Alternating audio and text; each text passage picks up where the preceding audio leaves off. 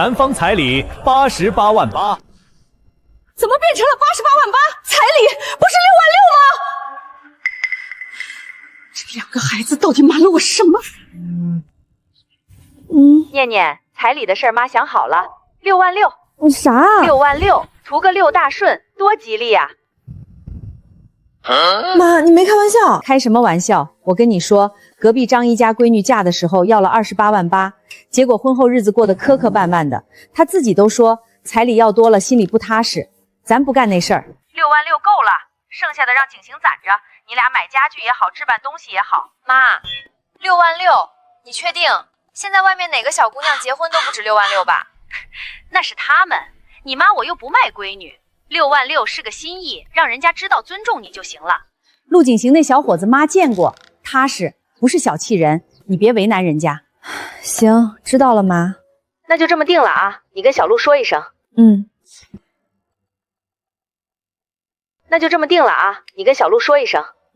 6万6，我妈一辈子工人，退休工资3000出头，独自拉扯我长大。按理说她要个10几20万也完全合理，可她只要6万6。哎，不乱想了，还是先给陆景行打个电话。怎么了，宝贝？想我了？想你个头！跟你说正事，我妈定了彩礼数。多少？18万8。行。你不跟你妈商量一下？有什么好商量的？18万8又不多，我跟我妈说一声就行，你放心。我跟我妈说一声就行，你放心。18万8，陆景行没犹豫，说明他心里有我。至于多出来的那12万2，婚后悄悄还给他，或者一起买个大冰箱，走个过场，双方面子都过得去，完美。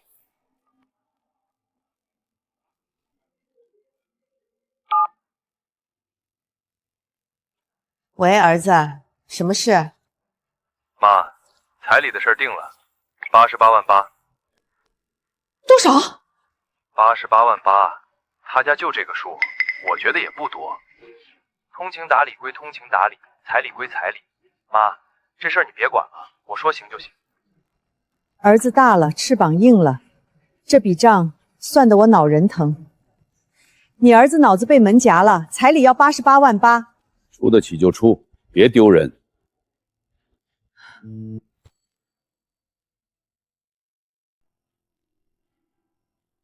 这个喜帖底色怎么样？选香碧金还是珠光白？你定，都好看。你就会说这句话。婚庆公司说下周末可以彩排，你腾得出时间吧？我把项目会推到周2。确定彩礼之后的半个月，一切风平浪静。我和陆景行照常上班，偶尔下了班一起看婚庆选喜帖，日子过得像蜜里泡糖。念念啊，你妈身体还好吧？挺好的。那就好，养个女儿不容易，你妈一个人把你拉扯大，肯定花了不少心血。阿姨，你这是……阿姨，你这是……没什么没什么，阿姨就是感慨一下，你妈有福气，养了你这么好的姑娘。她说的话没毛病，但语气里有种我说不清的东西，像是在称重。念念，这个周末有空吗？阿姨想带你去试婚纱。有空的，阿姨。那几点呢？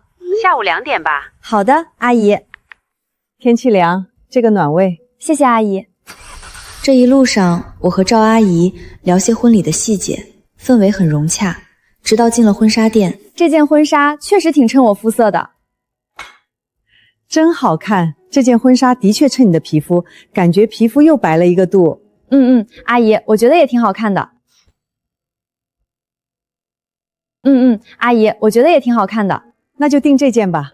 对了，念念，这件定制全套下来大概7万多，阿姨出，算你嫁妆的一部分。阿姨，这太贵了吧？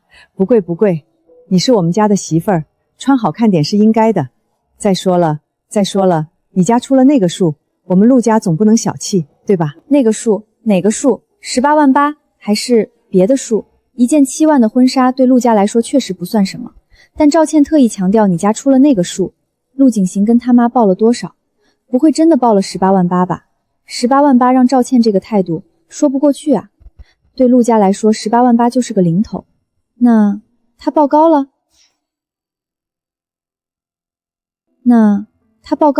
陆景行那个人看着老实木讷，实际上肚子里弯绕多得很。谈恋爱第1年说随便吃点儿，带我去了5星级酒店，送生日礼物说没来得及准备，送了辆车。这个人从不按正常数字出牌，所以彩礼我报的18万8，他报了多少？阿姨，这件婚纱的拖尾会不会太长？到时候走红毯怕踩到。啊？是吗？那我们再看看。回家的路上，我坐在副驾上，脑子里全是出了那个数的问题。赵倩说了什么，我完全没有听进去。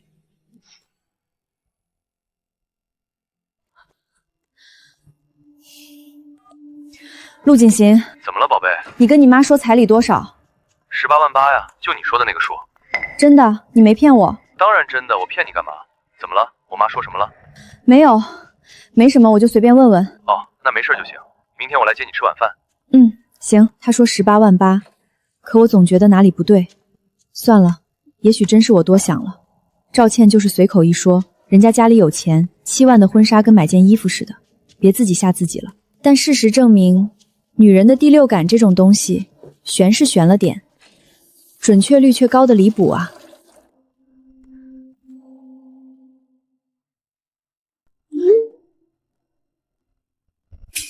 88万8，88万8，我看花眼了。怎么了，宝贝？没事儿，我妈问婚宴的事儿。哦，这样啊。88万8，我说的18万8，他报给他妈的是88万8啊！陆景行，真有你的，你翻了将近5倍，你在干什么？接下来的几天，我没有声张，一个字都没提。但我开始复盘所有细节，没错，赵倩态度变化的时间节点，恰好是陆景行跟他报完彩礼之后。他对我的审视轻重感，他肯定是觉得我家开了88万8的高价。他带我去试7万的婚纱，是为了配得上那个彩礼档次。他那句你家出了那个数，他在试探我知不知道陆景行报的数字。呵呵，这下全对上了。陆景行这大坏蛋，气死我了！把我说的18万8改成了18万8报给他妈，多出来的70万，他打算怎么办？第一种可能，陆景行想给我一个惊喜，多出来的钱当做婚后小金库，但这说不通啊，他完全可以婚后再给我转账，没必要过彩礼这个明面。第二种可能，陆景行单纯想在他妈面前表现大方，证明自己不在乎钱。这倒是有可能，陆景行好面子这事儿不是1天2天了。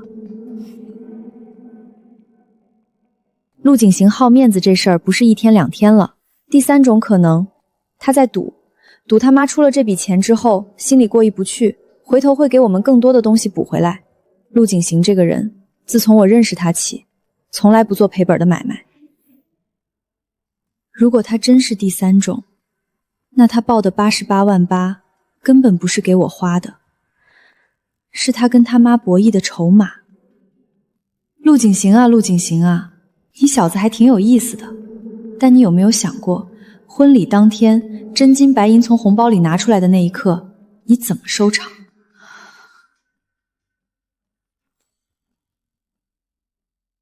事情还没完了，因为我也不干净啊。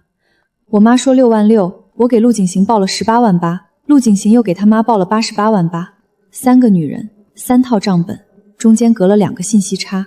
如果婚礼当天这3个数字撞在一起，完蛋啊，全部人都要完蛋啊，根本不敢想象那个画面呀。我妈会知道我擅自加了价，赵倩会知道儿子骗了她，陆锦章会知道我也没说实话，我会知道算了，我已经知道了，天塌了呀。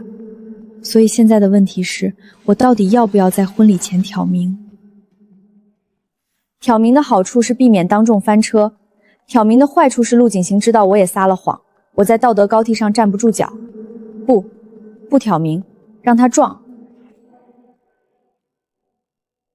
反正3个人都有问题，到时候翻车就翻车，看谁脸最红。念念，你吃了吗？吃了。妈，跟你说个事儿呗。婚礼那天收彩礼红包的时候，不管里面是多少钱，你别当场喊出来。什么意思？就是可能会比6万6多一点。多多少？不确定，但不管多少，你别惊讶，也别问，等婚礼结束了我再跟你解释。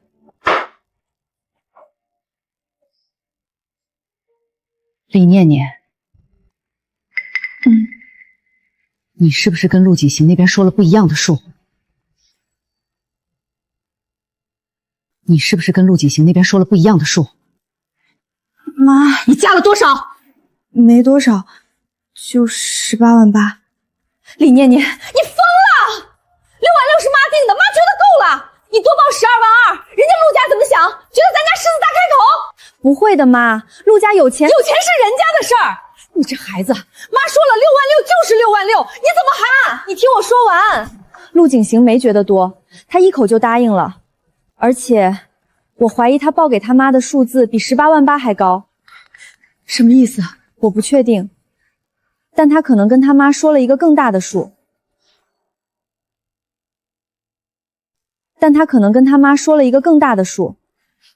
你俩这心眼子加起来够绕地球3圈了。妈，行了行了，我不管了。婚礼那天我不喊数，行了吧？但李念念，你给我记住，不管那天红包里是多少，多出来的钱你们自己处理，妈一分不多要，6万6该是多少就是多少，听到没有？听到了，妈。出去吧，土豆丝一会儿好。妈，你不生气了？生什么气？你一个26的人了，做事儿有自己的考量，妈管不了那么多。只要陆景行对你好，那些数字都是数字而已。知道了，妈。知道了，妈。彩礼报高了，陆景行这孩子也没意见。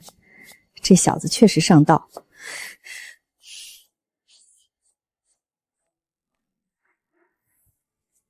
婚礼的礼服试了吗？是了，就是裤腰有点紧，别的没什么毛病，已经让他们改了。少吃点吧。你做的红烧肉我能不吃？那不是暴殄天物吗？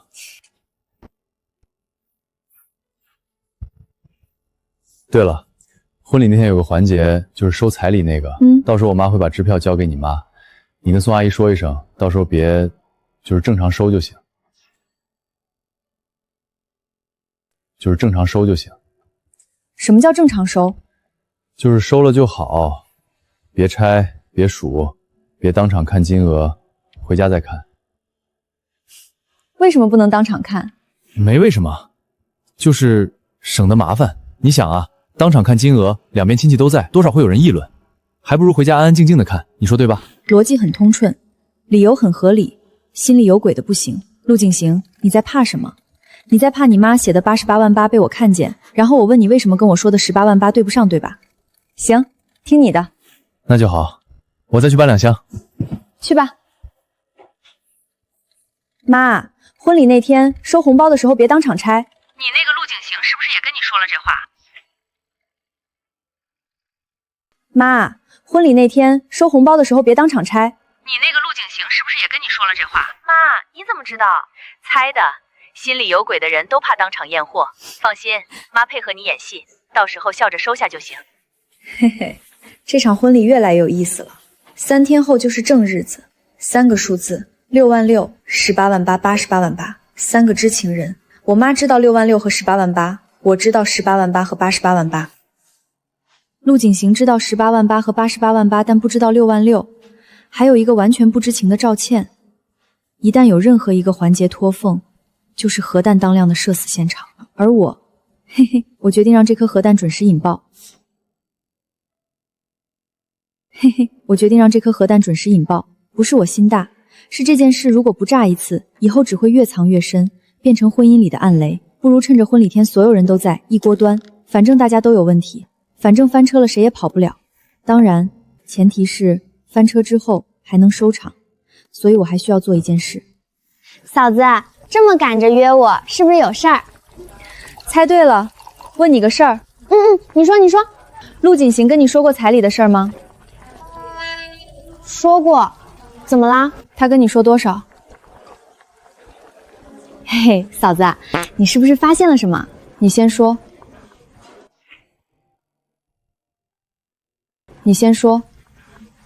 88万8，我哥跟我说的，他让我帮忙去银行预约支票。啊？陆景行他为什么要报88万8？我跟他说的不是这个数。嫂子，那你跟他说的是多少？18万8呀！妈呀，你报18万8，我哥报88万8，你俩搞什么啊？所以我在问你原因啊。嫂子，你了解我哥是什么人？他那个脑回路是这样的，你说18万8，他肯定觉得少了。少了吗？对，他觉得你是客气，他觉得你家条件不好，不好意思多要。他怕他妈觉得你家随便就能打发，以后不尊重你，所以他给你往上加了个档次。这88万8会让他妈觉得李家没那么好欺负，这样一来，我伯母对你客气，会对你家客气，不会起轻视的心思。以后你在陆家腰板直，这是他的逻辑。陆景行，你脑子里装的到底是什么啊？那多出来的70万呢？他打算怎么补？你觉得呢？用自己的私房钱掏呗，他存了好几年了。70万，陆景行打算自己私底下出70万，不会报给他妈的差额。就为了让我在陆家过得舒服一点。这个男人，这个冤种，这个大傻瓜，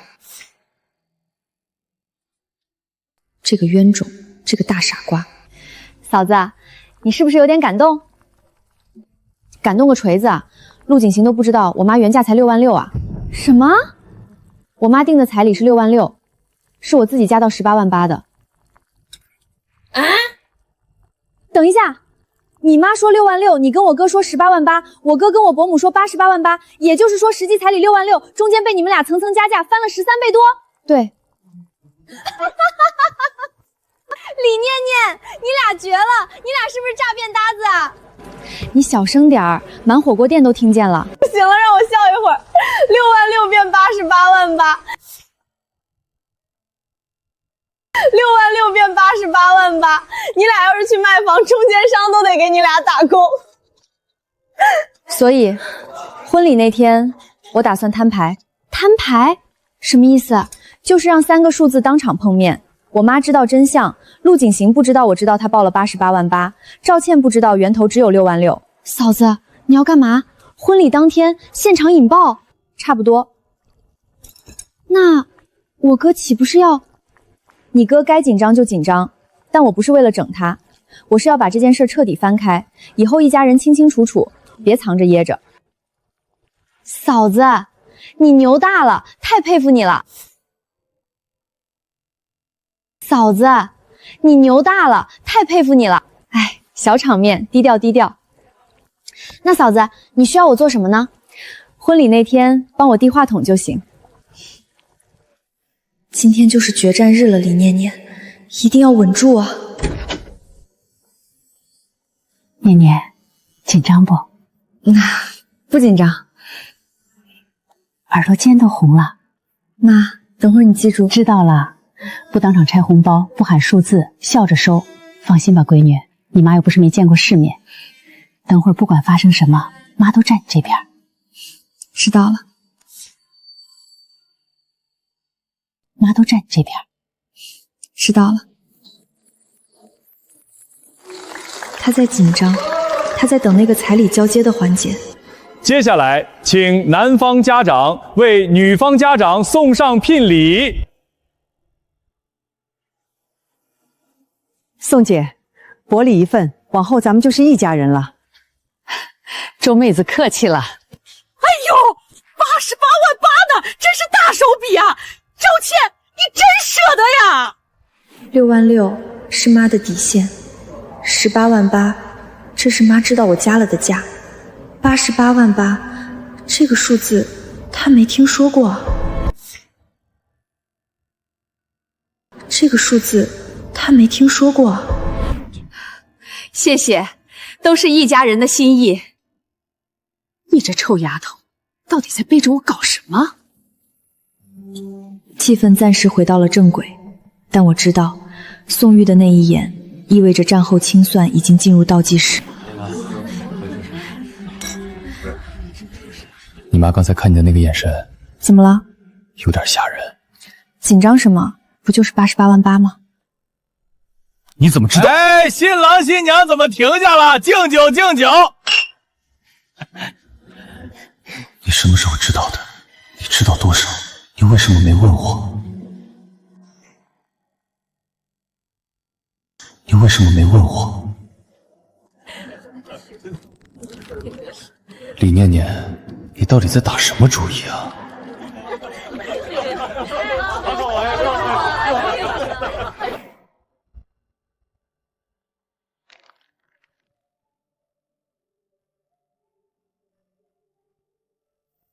气氛看似祥和。宋姐，这彩礼可真不少啊，88万8，我嫁闺女那会儿还是9万9呢，时代不一样了哈。三姑，一家人嘛，不在乎多少，就是个心意。那可不是一般的心意呀，88万8呢，够在咱们市买套小户型的房子了。够在咱们市买套小户型的房子了。宋姐，念念这闺女嫁到咱家，你可真是金贵着养的。陆姐客气，其实彩礼这东西心到了就行，我本来也没想要多少。啊，是吗？那宋姐最开始定的多少啊？来吧，爆炸吧！6万6啊？可是不是88万8吗？我定的是6万6。至于怎么变成了88万8的，我想我的女婿应该能给大家解释解释。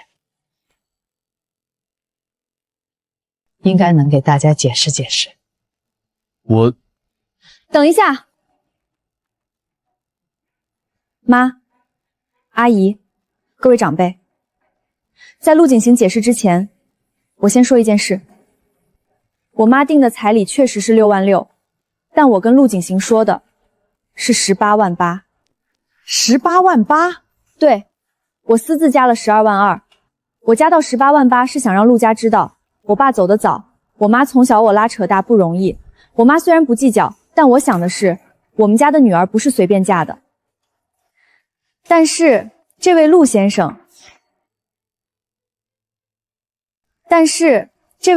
生拿到我说的18万8之后，转头告诉他妈88万8，翻了将近5倍，中间多出来的70万，他打算自己掏私房钱补上。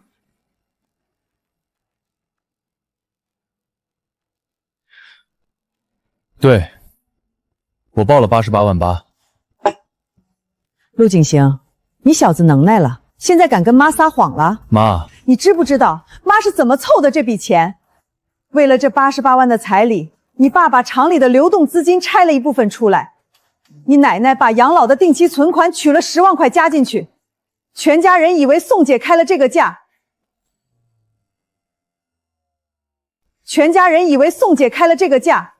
妈，钱我会补回去，多出来的每一分我自己出，不会花家里的1分钱。你出？你用什么出？你哪来的70万？我自己的私房钱我都存了5年了，再加上公司这几年的分红，够了。宋姐，您要的真是6万6？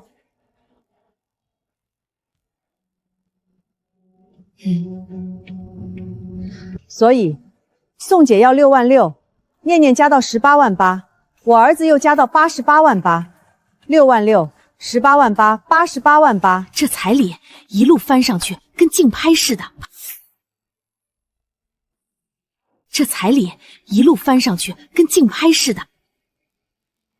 你俩这黑心程度，是打算出国跑路吗？有意思，真有意思。老头子，你笑什么笑？孩子们都撒了谎。撒什么谎？一个往上加是怕自己被欺负，一个往上加是怕媳妇儿进门没地位，哪个是坏心眼儿？都是护人的心思。赵倩，你坐下。亲家，你要6万6，老头子我听明白了。够了，你是好的，你是好的。叔叔，您客气了。景行，爷爷，你这小子心眼比你爸当年多。70万你准备自己出？行，有担当。但70万不用你出，景行和念念的彩礼就按88万8给，不改了。别说了，88万8是给念念的，不是给李家的，是给你儿媳妇的体面。丫头啊，这笔钱你就收着，爱怎么花就怎么花。以后在陆家，要是谁让你受委屈了，你就拿这个砸他脸。叔叔，这不行啊！6万6是我定的，多了我不收。不是你收，是给念念的。不是你收，是给念念的，你俩不一样。那就听叔叔的吧。那就这么定了，都一家人了，就别算了，越算越乱。那个，所以最终答案是88万8，这不跟一开始一样吗？绕了一大圈。三姑，没有您今天那嗓子，这事儿炸不出来。我哪知道里面这么多弯弯绕绕。气氛松动了，但我知道，真正的清算还在后面。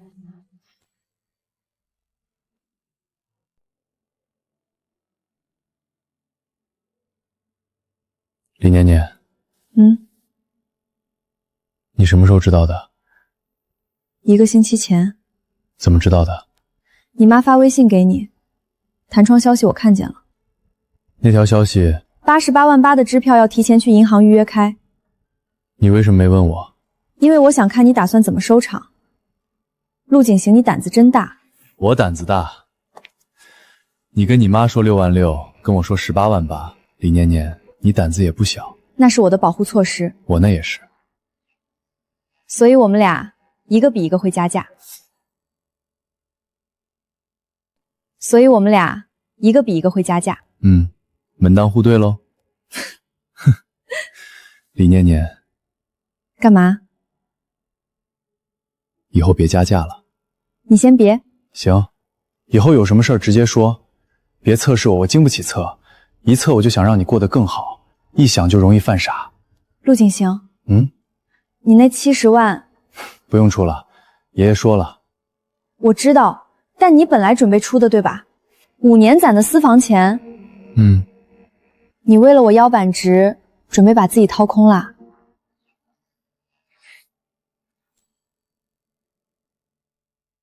你为了我腰板直，准备把自己掏空啦？不是掏空，是投资。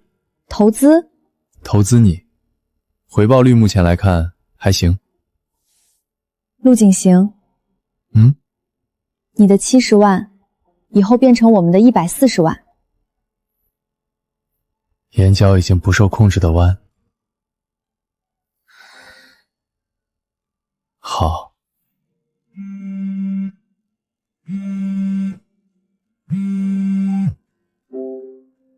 喂，妈。念念，你现在能说话吗？能？怎么啦？能？怎么啦？昨天的事儿，妈想清楚了。第一，你以后跟妈之间不许再加价减价改数字，有什么话直接说。知道了，妈。第二，88万8，妈确实不会花。等你们买房还是干嘛，妈原封不动的给你们，那是陆家给你的体面，不是妈的。第三，那小子确实不错。妈，你夸他呢？夸什么夸？一个敢把6万6报成88万8的人，这脑子要是用在正道上，要么是生意人，要么是骗子。你盯着点儿。知道了，妈。装什么呢？装什么呢？没装，你妈夸我了。她说你是骗子。骗子也是不错的骗子。哈哈，早上好啊，陆太太。别叫，肉麻。怎么就肉麻了？合法了，叫一声怎么了？陆太太，陆太太。陆景行，你有病。有，相思病刚转慢性。新婚第1天嘛，就让他抱一会儿。紧张？不紧张。你耳朵又红了。走。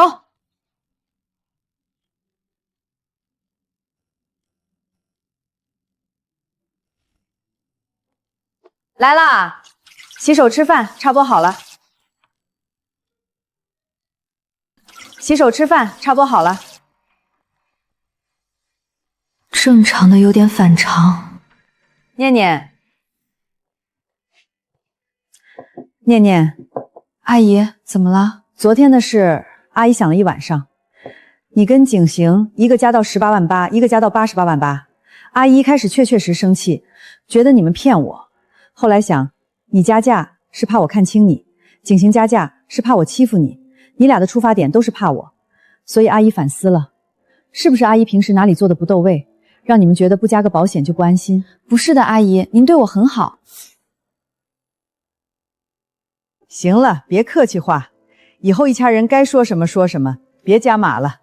你们再加下去，下回就该报888万了，阿姨这心脏受不住。念念，你是好孩子，妈阿姨看人准。阿姨，以后有什么想法您也直接跟我说，别跟我客气，我脸皮厚，扛得住。脸皮厚，跟我儿子一样，难怪你俩合得来。你俩聊什么呢？笑这么开心？聊你小时候尿床的事儿。妈，去端菜去。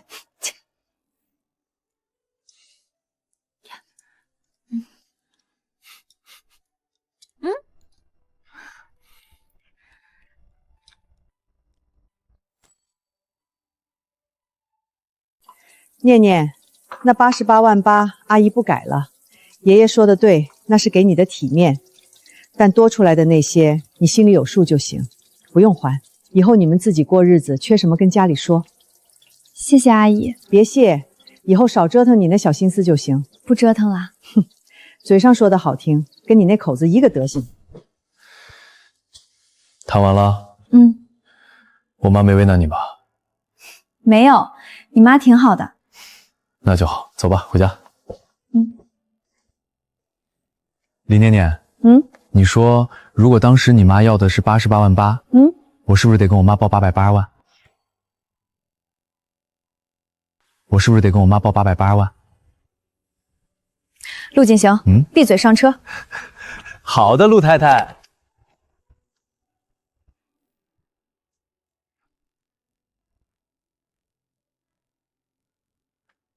我妈跟你聊什么？推荐我喝当归红枣汤。那不是补气血催生的吗？他没明说嘛。他会越来越明说的，信我。那你挡着。挡？让我跟他说，妈别催了，我们还没准备好。你不是挺会改数字的吗？跟他说我们正在努力，让他别急。李念念，你这是让我画饼？你不是擅长吗？6万6能画成88万8那种，我说错了吗？李念念，你记仇成这样。我没记仇，我只是提醒你。行。以后画饼也好，改数字也好，都只对外不对你，这样行吗？行，还凑合。那正在努力这件事儿，要不要现在就开始？要不要现在就开始？陆景行，你能不能正经点儿？我很正经，为了不让我妈觉得我在画饼，我觉得我们应该付诸行动。滚！窗外是3月初的晚风，吹得穿了窗绿微堵。日子就这么过，有时候鸡飞蛋打，有时候蜜里调油。陆景行依旧是那个外表老实、内里弯绕绕的人，我依旧是那个嘴硬心软、自己加价也不告诉人的人。但至少从那场婚礼之后，我们之间也不藏东西了。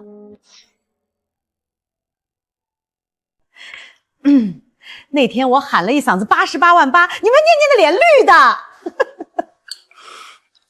小子，下次别光加码彩礼了，把你挣钱的本事也翻13倍，我就放心了。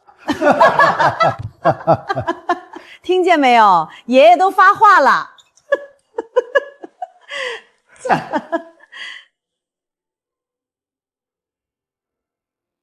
彩礼事件后来成了两家人茶余饭后最常提起的笑话。陆三姑每次家庭聚会都要把这事儿溜一遍。宋玉在电话里偶尔也念叨，说你们两口子加来加去翻了13倍。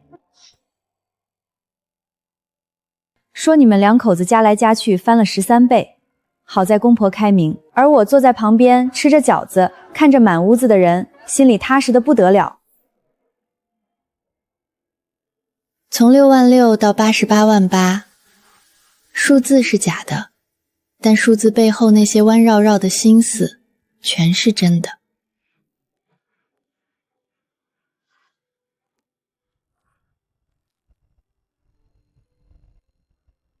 哇，李总监的老公也太浪漫了吧！还行吧。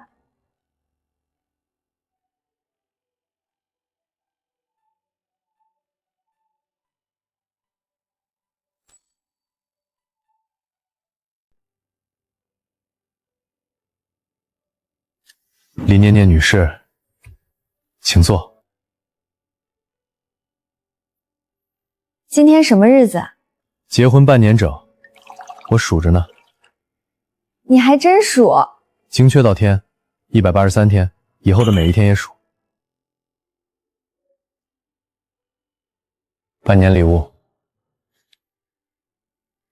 好看，带上。合适是吗？合适。李念念，有件事跟你说。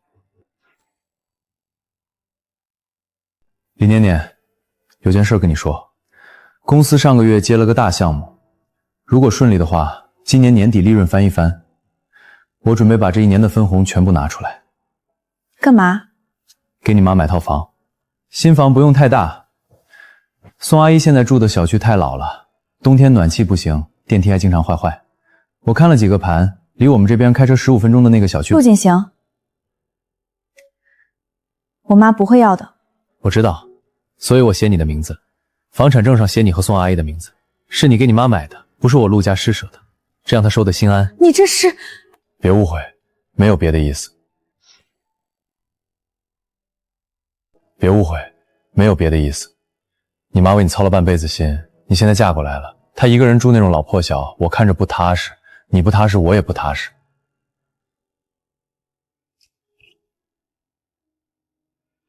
不是生气，是那种被人不声不响的兜住底的感觉。从66000到888000是一种兜底，从加价到摊牌是种兜底，从认错到接纳也是种兜底。而今天这一句给你妈买套房，写你的名字，是最沉的一种。陆锦行，你知不知道你这种人最讨厌？什么意思？什么意思？就是你这样搞得我完全没办法跟你吵架，我想挑你刺都挑不出来，你让我怎么当恶婆娘？你当不了恶婆娘，你只会嘴硬心软，跟你妈一样。你才跟我妈一样。行，我跟唐阿姨一样，能有她一半通透就行。那房子事儿，你答应了？我跟我妈商量，她如果不要，她不要我就换个方式，反正这事儿我做定了，你拦不住。陆锦行，你真的很烦。超级烦。但我很庆幸。庆幸什么？庆幸什么？庆幸当初我加了那12万2。如果我按我妈说的报66000，可能就顺着说。然后我不知道你是大方还是不在乎，你不知道我是随意还是试探，但正因为我加了价，你才跟着加得更狠。你那一加，把你的底全露出来了。李念念，你是不是从一开始就算准了？你加到18.8的时候，你就知道我会往上加。果然不是出国跑路，那是什么？是合伙经营。陆太太，今后请多关照。陆先生，关照费另算。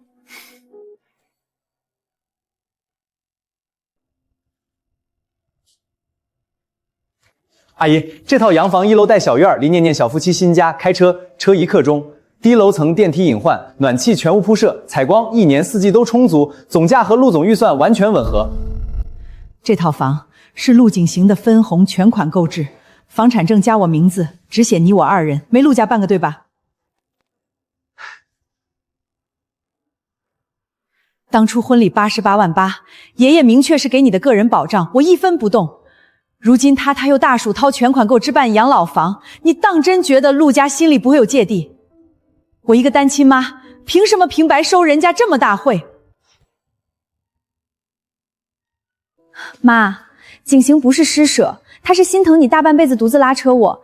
你住老房子，冬天漏风，电梯频繁故障，他夜里总跟我念叨放心不下。房产证有我的名字，相当于我自己购置资产，不算陆家馈赠。我只要当初说好的6万6心意，多1分我都受之有愧。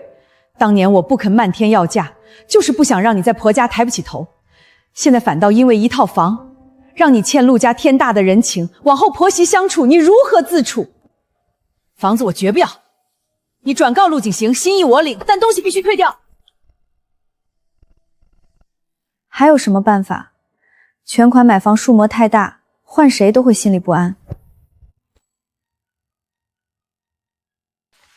阿姨心思我早就料到，她一辈子要强，不愿亏欠任何人。我有别的法子，不用她背负心理负担。景行的好意我心领，但这套养老房我万万不能收下。我有退休金，老房子虽旧，住得心安。平白收下几百万房产，我夜里睡不觉。亲家，景行一片孝心，不必如此见外。实不相瞒，前几日我还暗自担心你会坦然收下这套房，心里难免有疙瘩。如今你主动推辞，我反倒看清你骨子里的通透清高，是我以小人之心度君子之风了。是我以小人之心度君子之风了。当初景行报88万8，我第一反应是李家狮子大开口，拆了工厂留赠金，私下琢磨许久，总觉得你们贪图钱财，试婚纱、聚餐，处处试探念念，全是我内心的不安作祟。后来婚礼摊牌，知晓源头只有6万6，我满心羞愧，却拉不下面子直白道歉。我从没想过索要高额财物，当年只提6万6，就是想告诉陆家，我嫁女儿不是交易。念念私自加价，景行层层加价，2个孩子笨拙护着彼此，我全都看懂。这套房我拒绝，也是不想让这份纯粹的守护掺杂金钱带来的隔阂。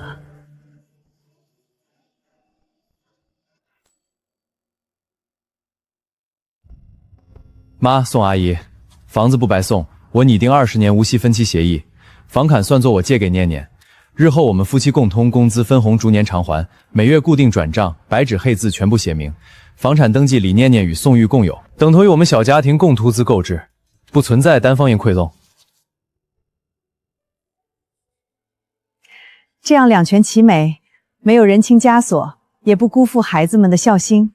谁能想到当年6万6层层涨到88万8，现在还添置一套养老洋房。当初那场婚礼闹剧，反倒成全2家人交心。我哥当年准备掏空5年私房钱补70万，现在分期买房，也算换了一种长久守护。当初若我们一开始坦诚沟通，也不必绕这么多弯路。